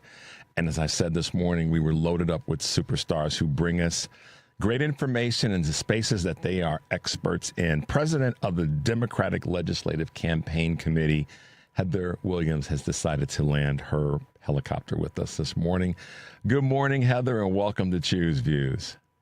Good morning. I'm so excited to be here with you. Thank you. It's good to have you on. And man, I get all your emails. I do. I mean, from the DLCC, and I love that. I love that. Yeah, I do. I get them, and I become informed as a result of that. And this is why at the end of a segment, I typically ask someone, okay, how can people find you? How can they reach you? Because we got smart people on our side. So we got smart people on our bench that are running for office. And you've been one of the sort of the catalyst voices in that space. Talk to us about your role as president of the DLCC and kind of what your vision is for the organization, but us as a greater society of voters in these next few months. Wow. Our work at the Democratic Legislative Campaign Committee is to build power in our state capitals. And that power is everything from breaking Republican supermajorities and putting Democrats into the negotiating room, as it is to building Democratic majorities and Democratic trifectas, really owning power in our state capitals. And, I think my work and the reason why I show up to this every single day is because what happens in our states matters so much. It matters so much for the direction of our country. It matters so much for the testing and the understanding of issues and where Americans want government to be and how they want it to intersect with our lives. It's where the American dream, right, is really anchored. It's never been truer today. And I think if I could have folks take away one thing, it's that work at the state legislative level is really impactful for, our own communities, the communities we live in, the states that we live in. But it's also impactful as we think about building long-term sustainable power. It is our state legislators that secure the path to the presidency and certify presidential electors.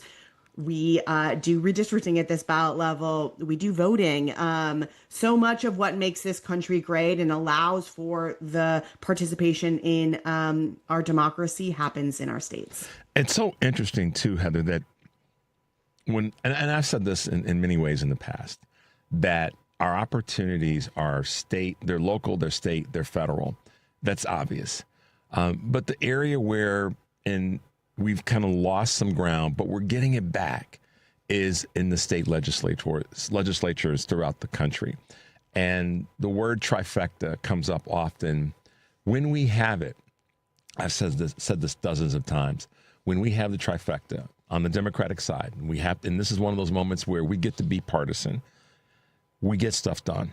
It's a fact. The data backs it up. When we have the trifecta, right now in Michigan, this, and in Pennsylvania, Pennsylvania's a good example too. We had the lieutenant governor on last week, and he said we've got to break up the state Senate because the state Senate is blocking what we have as a slim majority in Pennsylvania, which is one seat. Michigan, when Michigan had the trifecta, man, did we get stuff done there. Illinois, we have it, and we're getting stuff done here. So what is the message, or what is the mechanism, or what are the tools that we have that we can use to make sure we get back or be more have more states where we've got more trifectas? It's such a great point. I think federal power matters so much, right? It's where everyone benefits from the policies being passed. But what happens and what has been happening in our states has really set the stage and really created the formula, right, for what is possible. You talked about the Michigan trifecta. I could say Minnesota. I know this is on the Pennsylvania's agenda as well.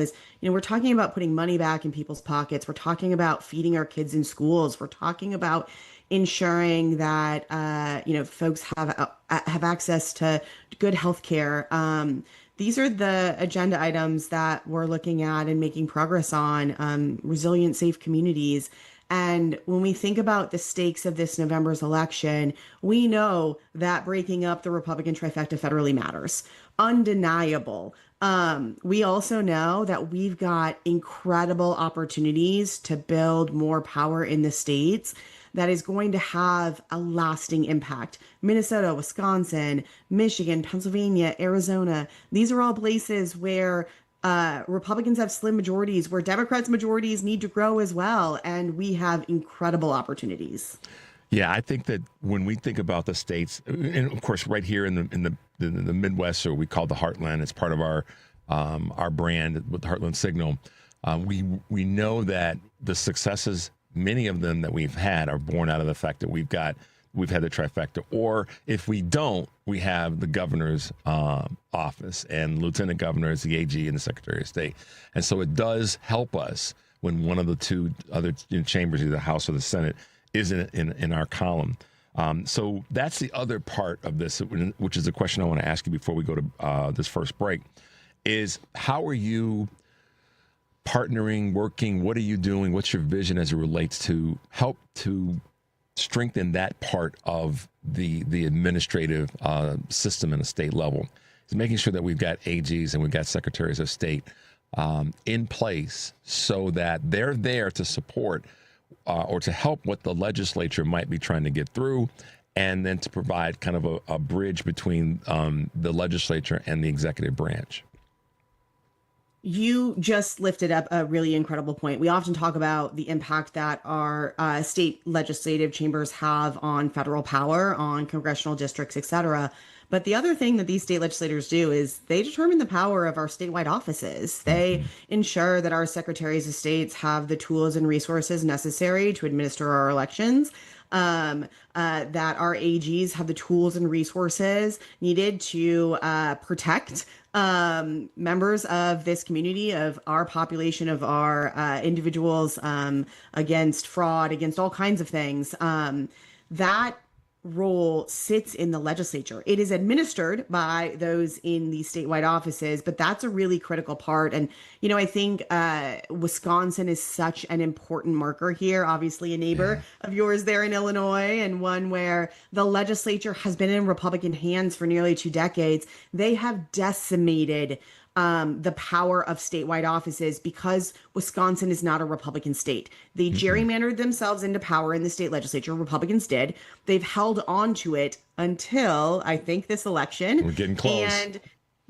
And they pulled power from the governor and from the Secretary of State and from the AG and centered it in the state legislature. That is not right. We need to build it back. We need to fix that. And November is the perfect opportunity to do that. And what gets me excited about what you just said in terms of understanding the power of the House and the Senate on a state level is that it is exactly what happens on the federal level, but when the power is used. So here's where I'm going, and Heather, help me with this. We're doing a presentation together, and if I mess up here, you got to take the baton.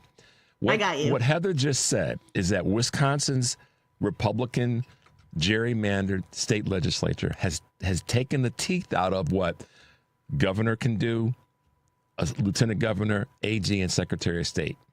Y'all hear me?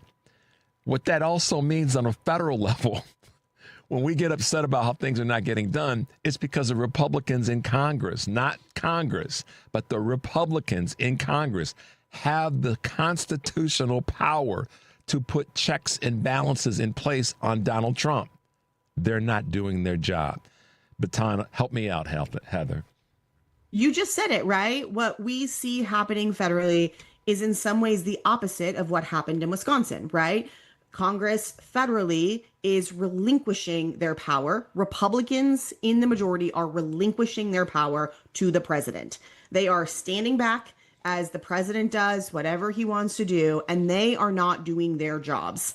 In Wisconsin, using that as the example, Republicans in the state legislature, so Republicans in power, pulled power away from our statewide offices, centered it with themselves so that when Democrats won statewide office, which we do frequently, we would have less power. So it is all a power preservation game. Republicans are not here to meet Americans on the issues that need to be addressed.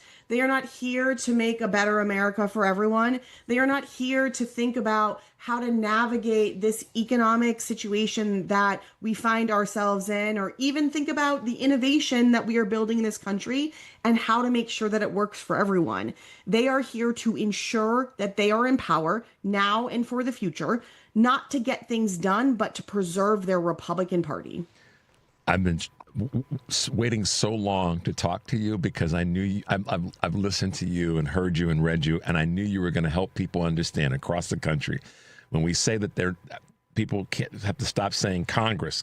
No, the Republicans in Congress, because Wisconsin is a perfect example of when you use that power, you can check and balance the system. The Republicans in Congress in Washington are not doing it. Heather, let's take a quick break. When we come back, I want to talk a little bit more about some of the things with the midterms and your relationship with some of the governors in the country. The number is 773-763-9278. You're listening to Choose Views on WCPT AM 820 in Chicago and 1520 AM and 103.5 FM from WARR in Warren County, North Carolina, and our good friends at AM 950, the progressive voice of Minnesota. I'm Richard Chu, and we are talking with Heather Williams, who is the president of the Democratic Legislative Campaign Committee. That's a lot to say, but she gets it done. We'll be right back.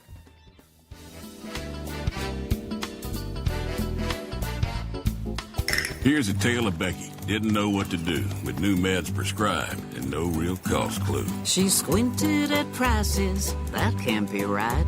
Then tapped GoodRx and saw the light. She can get a deal. Book telehealth if she feel. Learn about those meds without any stress. That one little app does all the rest. Even my horse downloaded it. Dang, save time and money on prescriptions. Check GoodRx. GoodRx is not insurance.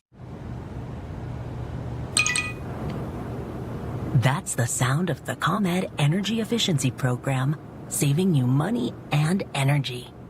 With rebates on Energy Star appliances, so you can come back to a home full of savings.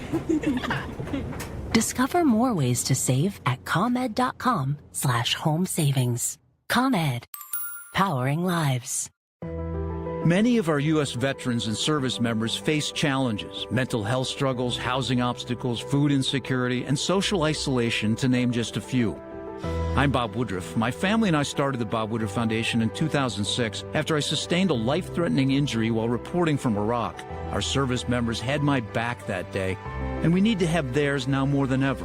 At our foundation, we invest in solutions, so learn more about our work at bobwoodrufffoundation.org/success. Real talent is defined by what people can do, not where they learn to do it. So by stopping at the education section of a resume, you might throw away the perfect hire. Skills First Hiring helps you see talent others miss, like more than 70 million stars, skilled through alternative routes. Let their story unfold and gain a competitive advantage, because hiring managers who start with skills are 60% more likely to find a successful hire. Hire skills first. Learn why at tearthepaperceiling.org. Brought to you by Opportunity at Work and the Ad Council. You're listening to WCPT 820, because facts matter.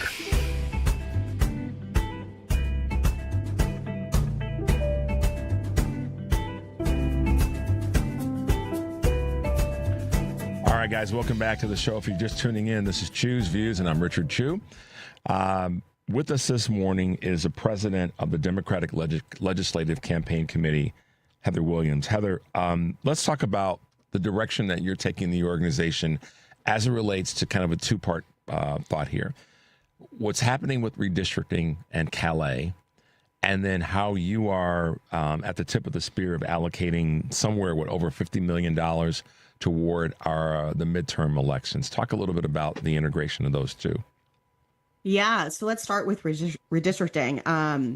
I just want to bring people back to last summer, 2025, when the president called upon Texas Republicans in the Texas legislature to draw him 5 additional congressional districts. The impetus of this was a recognition that Republicans' path to holding power in Congress was going to be difficult at best. When you don't work on behalf of the American public and voters, they tend to vote you out of office and ask for change. And that's the window that they were looking in. So the president called upon Texas. Texas obviously delivered some version of a new map.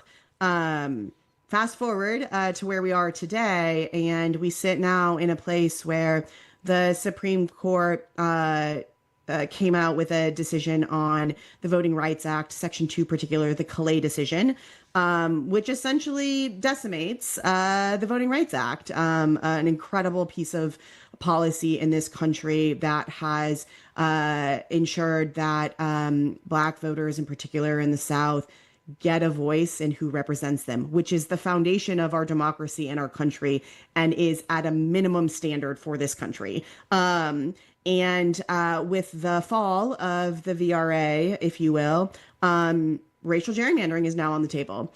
And so what we understand about redistricting now is it is not just a 10-year post-census process, right? That 10-year process is when the census comes out, we understand where people live in this country, and we apportion districts, congressional districts, accordingly for that decade process. We are now in a place where every election matters for redistricting. And what we know is that state legislatures are at the heart of that power. They are the ones with the pen, the power to impact and influence and draw congressional district and state legislative districts. Right. And so if I could say one thing to everyone, it's that your state legislative races matter all the time now, and who's in power in your district and in your state matters every single election. Yeah, it completely does. And thank you for reminding everybody about kind of the history going back to last summer. Many of those Texas Democratic legislators came to Illinois, specifically to Chicago, to have an effect on the quorum. So we fully understand here the importance of that. You have really said that, we know that money's in politics, and in many cases we hate that it is to the way in which it is. And I've said that I try to be more specific, Heather, and say the dark money is really the money that's hurting us the most, the worst. But we can't get away from the fact that there's a tremendous amount of money that's in politics right now, frankly, both sides of the aisle and in the middle. But to that end, you've recognized the importance of we got to put money behind our races, and you're kind of leading the charge and making sure that the races that are there are being funded as best they possibly can. Talk a little bit about what the DLCC is doing in that space. Yeah, this is really important when we think about how do state legislative candidates, often first-time candidates, running, right, raising their hand to run for office because they see that their community can be better, that this country can be better. And sometimes they don't. Sometimes they don't raise their hand because they know that it's going to be expensive. They may not have the money to do it. Sorry, Heather. Yes, this is exactly. That's such a great bookend to that, right? What we know is that our battlegrounds for power in state legislatures are also in national battlegrounds. Mm-hmm. And these first-time candidates need an opportunity to be able to tell their campaign story, right? Ask people to vote for them, tell them how they feel about issues, get their message out. And that takes money. And it takes explicit investment in the state legislative ballot level. Gone are the days that we can just invest as Democrats on the top of the ticket, and that will just trickle down and carry everyone. Mm-hmm. We all work together as the law allows us to. We are working towards the same goals, right? We are working towards a similar vision. And we know that these races also need to be funded on their own. And it's particularly important when you're competing in a really crowded environment.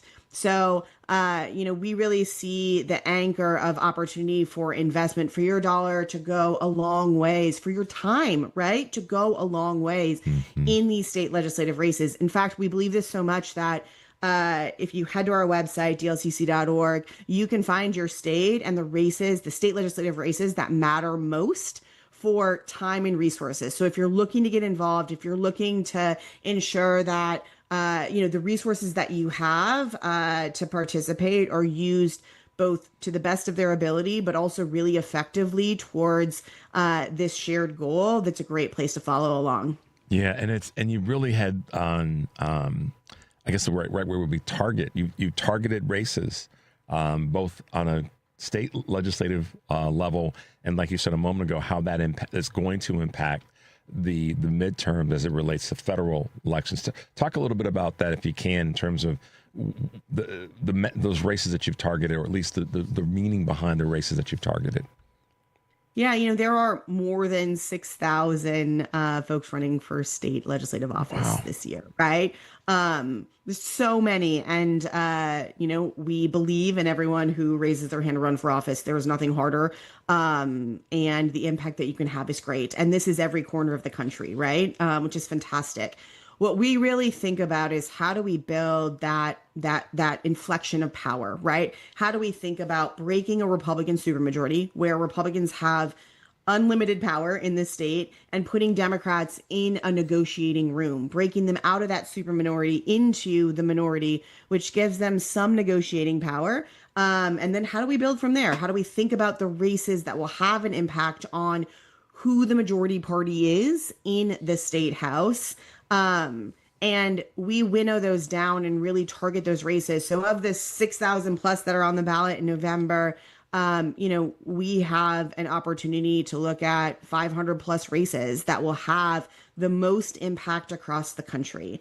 And that is how we think about targeting. That's how we think about effectively engaging and building that power now for this election, and how we think about it as we move towards the future. Because it's about building a bench. I mean, I've been saying this since the start of my show, that we have a great bench.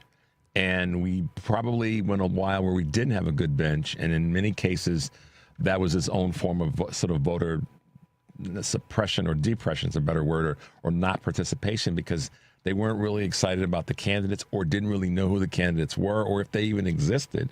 And so this is where the DLCC is so integral, in my observation, because it lets people know on a state level, on a more local level, we got team players, we've got a good bench. How have you been furthering that conversation, Heather?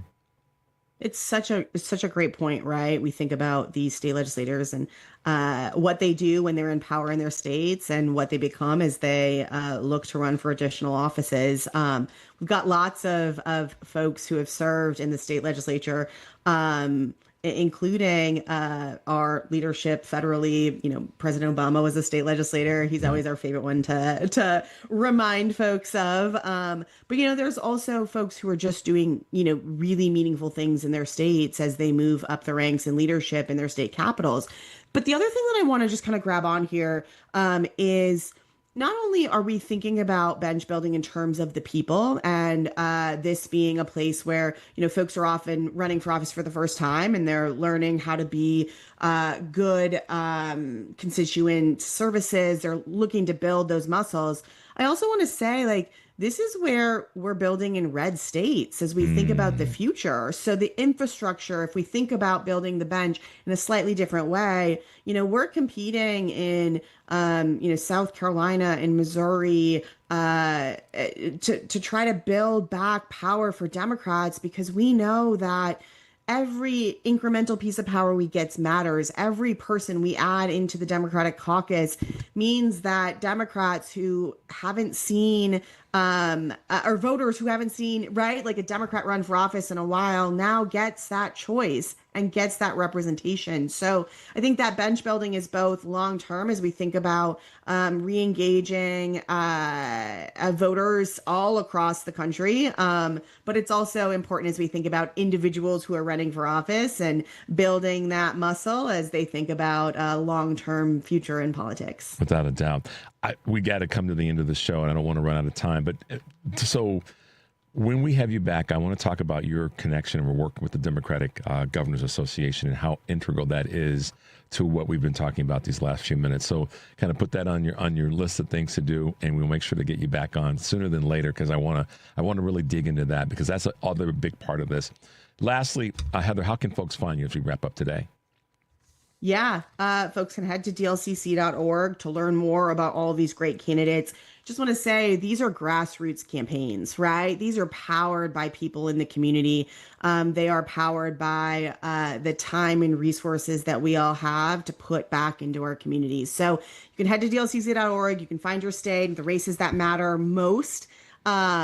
the value of your time and attention at this ballot level in local races is going to be a multiplier as we think about the effects of this November's election. So thank you. I so much enjoy this. My pleasure, Heather. Thanks for being with us this morning. We will do this again and again. We really appreciate your hard work. Stay tuned. We'll stay tuned to you, and we'll talk to you soon, okay? Thank you so much. Have a great day. You too. Bye-bye.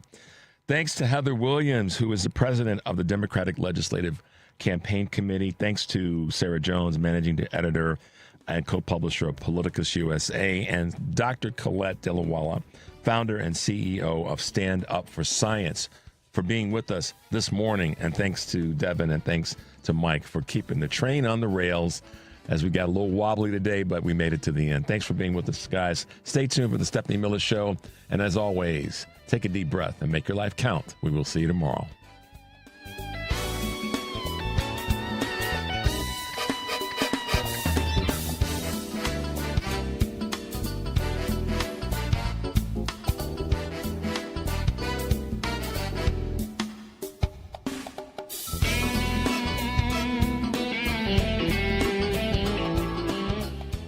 Happy Pride, Chicago! Join WCPT in celebrating by attending the 55th Annual Chicago Pride Parade. Look for the WCPT float as the parade kicks off at 11 a.m. Sunday, June 28th from Broadway and Sheridan. If you can't attend in person, listen to the WCPT live broadcast with Scott Duff and Ellen Miller, 11 a.m. to 1 p.m. Sponsored by Berman Kia and Subaru, Social Change, AFSP, Chicago Community Acupuncture, Rep Shy, Pride Coffee Roaster, Illinois Vets for Change, SAG-AFTRA, and the Center on Halstead. Latinos have been here always, before, during, and after the founding of the United States. We are small business owners, teachers, farm workers, doctors and engineers, families raising the next generation. Latinos contribute over $4 trillion to America's GDP. We are an indelible part of the American story. We are America. America is us. Learn more by going to americasus.org and discover how Latinos have shaped America's past and are forging its future. Giving your liver a spring cleaning is easy with ActiveLiver from New Nordic. Search for ActiveLiver by New Nordic on Amazon, CVS, Wegmans, or GNC. This is 8:20 a.m. WCPT Willow Springs and streaming worldwide at WCPT820.com. We are Chicago's progressive talk, where facts matter. Now your WCPT 820 weather update. From the Weatherology Weather Center, I'm meteorologist Laura Lockwood. Partly cloudy tonight with a chance of rain showers. Lows dip down to about 60. West winds 8 to 15 miles per hour. Tomorrow, highs around 79. Partly cloudy skies tomorrow night. Lows dip down to about 61.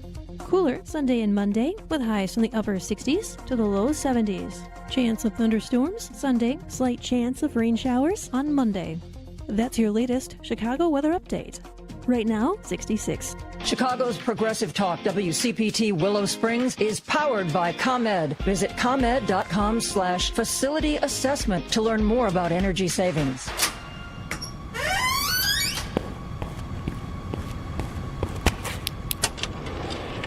Hey, it's the Paulacious One, coming to you from the file room of the basement of WCPT 820 in Chicago. Checking the file on the Sports Cubicle. The hosts, systems analyst Mike Mercado, project manager Devin Tingle, the marvelous one, Dan Marver in accounting, and me, well, it doesn't matter what I do. You can check us out, the Sports Cubicle, Sunday nights at 9 p.m. Central on WCPT 820 Chicago.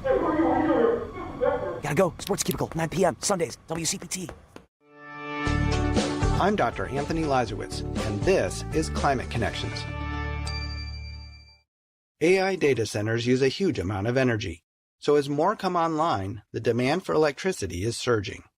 According to an analysis by the Union of Concerned Scientists, meeting that growing demand could come at a steep cost to the climate and people's health.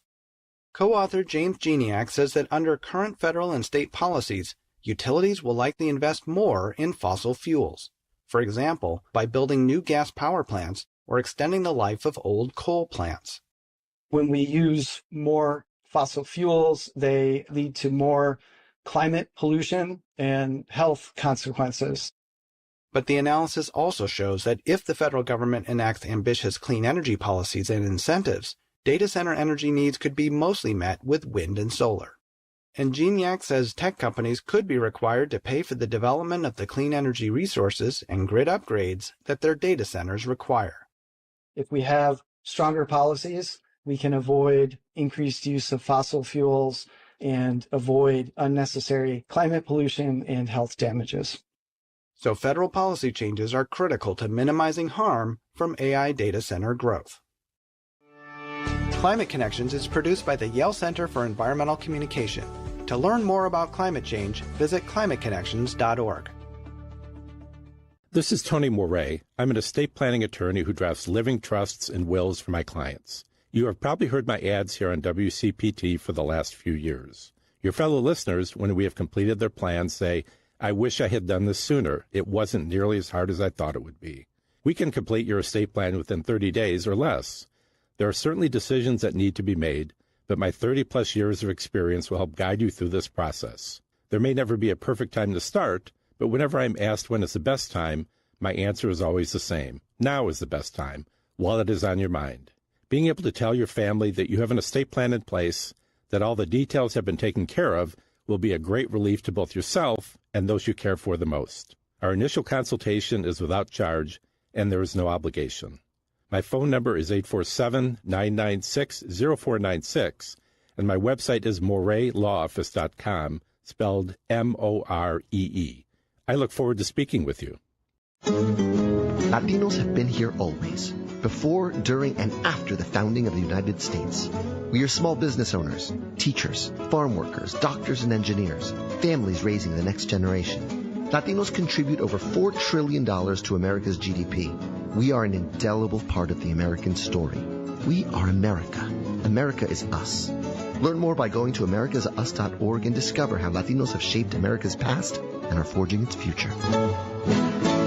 Behind every meal are the efforts of our farmers and farm workers, whose work feeds our families and powers our communities. For more than 30 years, AgSafe has supported this industry with the knowledge and resources needed to keep workers safe and thriving. We partner with agricultural employers to strengthen safety practices and provide hands-on training. Safety isn't paperwork. It's people, community, and peace of mind. Learn more about our work at agsafe.org. Sponsored by agsafe.org. Victor deployed for the first time to Afghanistan in 2003. At 4 a.m, my phone rang. They said, I regret to inform you that your husband was wounded in action. Victor sustained a moderate traumatic brain injury. I was doing school full-time, and I was also then caring for Victor. One of the most important elements of caregiving is taking care of yourself. I just didn't want to forget that I also had goals and that I also had a life. What I did is I challenged Victor to meet me halfway. There are almost 6 million military and veteran caregivers across the nation. We have our own journey, and we can fulfill that journey at the same time that we are helping our loved one.